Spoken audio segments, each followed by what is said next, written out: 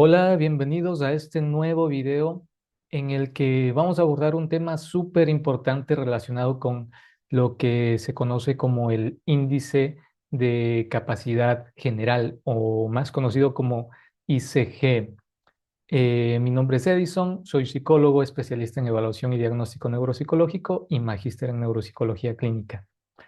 Antes de comenzar, quisiera hacerles unas preguntas. ¿Cuántos de ustedes hacen o les han enseñado, pues, que cuando observan diferencias significativas entre los índices de las escalas Wechsler, pues, se procede a descartar el CI y en su lugar, pues, tomar de cierta forma como reemplazo el ICG o, pues, el ICC, dependiendo de dónde se encuentren las discrepancias, ¿no? Ahora, quiero abordar este video porque no siempre es esta la mejor opción, a pesar de que esta forma de hacerlo se lo menciona pues en algunos manuales e incluso en un video de este mismo canal, pues yo lo expongo, yo lo enseño de forma técnica cuándo y cómo hacerlo. Tenemos que recordar que nosotros no estamos llamados a simplemente hacer un análisis técnico y numérico de los resultados. ¿Por qué? Pues porque eso tranquilamente lo puede hacer eh, un Excel o incluso cualquier persona que incluso no sea necesariamente psicóloga. Nosotros como profesionales de la salud mental estamos llamados a interpretar los resultados y es allí en donde muchas veces, a pesar de que existan discrepancias entre los índices, la mejor opción no va a ser simplemente reemplazar el CI por el ICG o el ICC. Para este video quiero analizar algunos artículos y textos publicados por los profesionales responsables de crear las últimas versiones de las escalas Wechsler para ver lo que estas personas nos mencionan con respecto a este tema. Así que vamos a comenzar hablando del ICG y mencionar que este puntaje no siempre existió, no existe desde la primera escala de Wechsler. De hecho, aparece oficialmente dentro de una escala en el WISC 4. Ahora, si bien oficialmente aparece en el WISC 4, ya durante el periodo en el que el WISC 3 se había publicado, gracias a las investigaciones y algunos artículos, se comenzó pues a utilizar esta medida. Así que vamos a hacer una pequeña revisión de algunos textos y comenzaremos con el texto en el que los autores proponen por primera vez este índice. Y pues en el capítulo número 1 del libro Uso clínico e interpretación del WISC-3, Perspectivas científicas profesionales, los autores expresan varias ideas que son importantes de rescatar. Así que, si bien en este video quiero centrarme en lo que les mencioné, pues en el ICG, cuándo interpretarlo y por qué, pues creo que es súper importante mencionar algunas de las cosas, de los puntos que los autores mencionan en este texto en el que por primera vez proponen pues el ICG. Así que antes de meternos de lleno en el ICG, voy a pues describir un poquito cuáles son estos puntos que se mencionan en este texto. Primero, nos mencionan un error común por parte de los profesionales que nos dedicamos a evaluar y a diagnosticar. ¿Cuál es este error? Pues que con demasiada frecuencia la evaluación se ha visto como sinónimo de pruebas y el diagnóstico se ha visto como sinónimo de puntuaciones de pruebas. Por ejemplo, si vamos a hacer una evaluación y diagnóstico de una discapacidad intelectual, en este ejemplo que les menciono, pues muchas veces se puede confundir que evaluación es simplemente aplicar una escala de inteligencia y diagnóstico es simplemente observar un puntaje tal vez inferior a 70 y ya. Sin embargo, los autores nos dicen que esto es un error, ya que las pruebas son solo una herramienta dentro de la evaluación, pero la evaluación implica mucho más, también analizar el caso en su contexto con los diferentes factores que pueden influir, por ejemplo, factores socioeconómicos, de salud, emocional, entre varios otros. Y es aquí en donde adquiere mucho más valor lo que les mencioné en un inicio, que no podemos simplemente sacar puntajes, analizar discrepancias y poner uno u otro índice, no sin primero analizar el caso en su contexto. Con respecto al diagnóstico, pues como les mencioné, los puntajes solo son un indicador, pero es el clínico el que tiene que analizar adecuadamente esos resultados en conjunto con el resto de información obtenida de las diferentes fuentes y herramientas durante la evaluación. Aquí los autores nos dan un pequeño ejemplo en donde hacen una analogía con los doctores cuando toman la presión.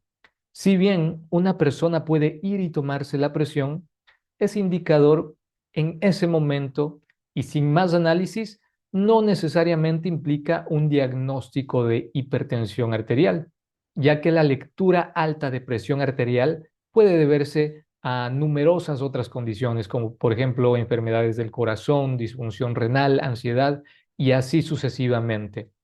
De la misma forma, un determinado puntaje en una prueba psicológica o cognitiva no implica en sí misma un diagnóstico hasta que se analice el resto de factores de información. Y de la misma forma que los médicos no pueden dejar de usar la medida de presión solamente porque no da un diagnóstico definido y puede deberse a varias razones, tampoco nosotros podemos descartar los puntajes que nos arrojan las pruebas solo porque no diagnostican algo en sí mismas. Los puntajes son de grandísima utilidad para que podamos identificar mejor los casos y posibles dificultades y, conjunto con el resto de información, llegar a un diagnóstico correcto. Otro punto importante que se menciona aquí es que para Weigler, la principal razón de las discrepancias de CI entre ciertas poblaciones no es un funcionamiento cognitivo inferior en ciertos grupos en comparación con otros, sino que las discrepancias son más bien un indicador de diferencias en nuestra sociedad, como las variaciones en las oportunidades sociales, económicas, políticas y médicas que tienen un impacto en las habilidades intelectuales.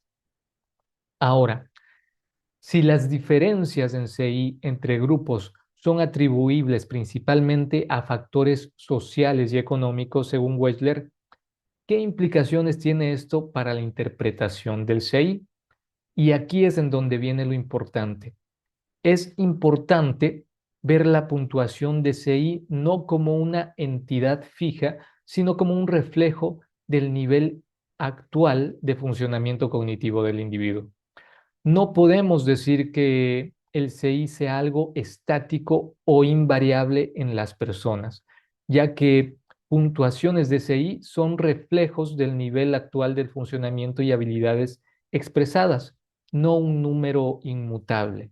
Otro aspecto importante que se menciona es la descripción que se le da a la actividad de la evaluación psicológica, en donde se pone énfasis en que la evaluación psicológica, a pesar de hacer uso de pruebas estandarizadas y con puntajes, no puede considerarse una actividad totalmente objetiva, sino que es una actividad subjetiva.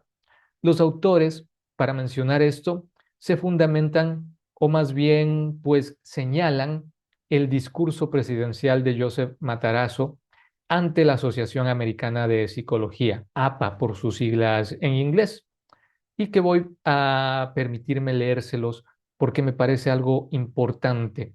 Matarazzo menciona lo siguiente: no es, incluso hoy, una actividad totalmente objetiva y completamente basada en la ciencia.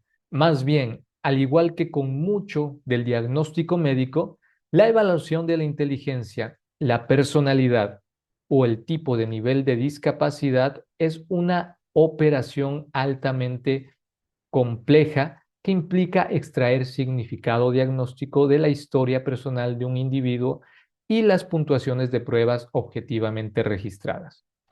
En lugar de ser totalmente objetiva, la evaluación implica un componente subjetivo. Específicamente, es la actividad de un profesional con licencia un artesano familiarizado con los hallazgos acumulados de su joven ciencia, quien en cada instancia utiliza pruebas, técnicas y una estrategia que, mientras también identifica posibles déficits, maximiza las posibilidades de descubrir toda la habilidad y el verdadero potencial del cliente. Y aquí, pues, es importante rescatar algo, y es la referencia a las fortalezas.